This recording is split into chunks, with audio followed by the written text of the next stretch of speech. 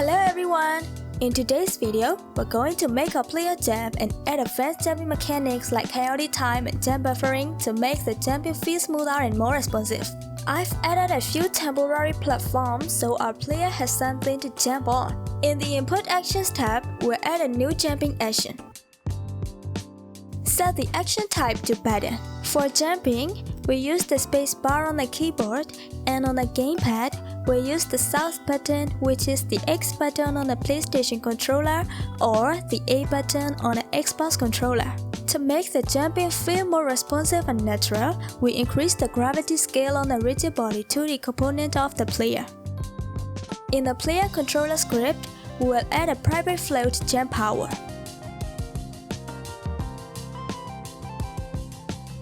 We'll create a jump player method to make the player jump whenever the jump key is pressed.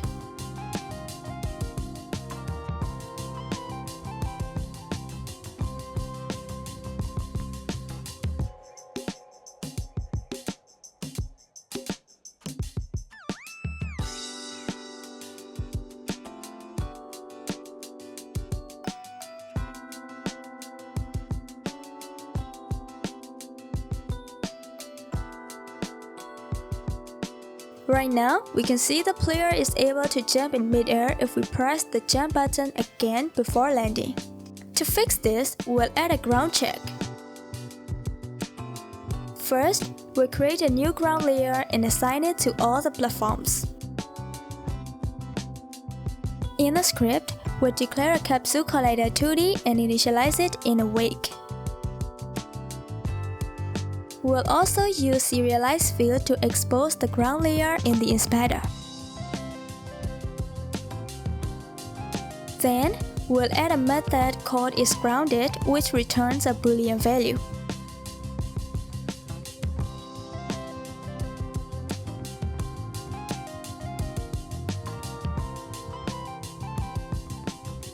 This will return true if the player is touching the ground and false otherwise. Finally, we'll add the isGrounded as a condition before allowing the player to jump.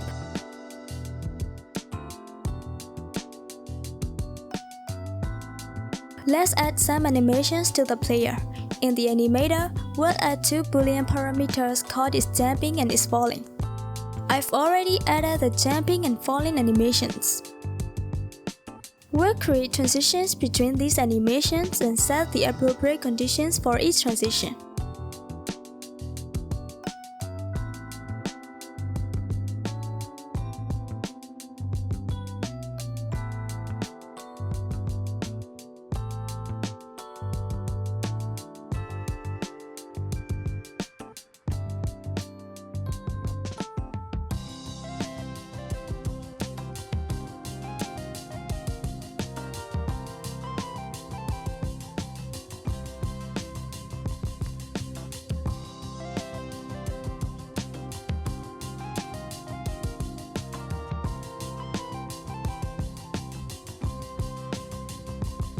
In the jump player method, we'll set isJumping to not isGrounded, which means it'll be true when the player is not on the ground.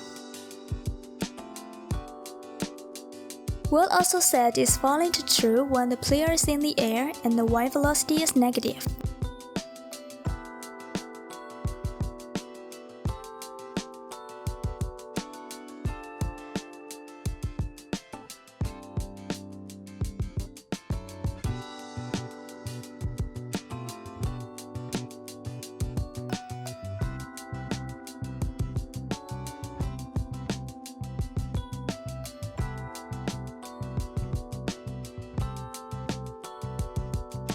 We can see that the player sometimes gets stuck when colliding with the side of a platform. To fix this, we'll create a new physics material 2D and set its friction to 0. Then, we will assign this material to the Box Collider 2D components on the platforms. This will prevent the player from sticking to the sides during jumping. Now that you've got the player jumping, you can totally call it a day and maybe even treat yourself to some ice cream to celebrate. But if you're still in the mood for a little extra challenge, let's take things a step further by adding some advanced jumping mechanics like coyote time and jump buffering. Coyote time lets the player jump even a little after leaving the ground. It makes the jump feel more forgiving. Jump buffering lets the player press the jump button just before landing, and the jump will still happen when they hit the ground. In the script, we declare some flag variables for coyote time and jump input buffer time.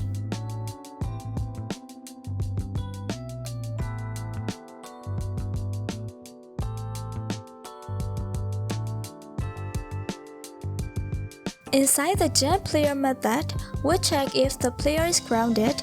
If they are, we'll set coyote time counter equal to coyote time. If not, we'll subtract time.data_time from the counter. We'll do the same for jump input buffering.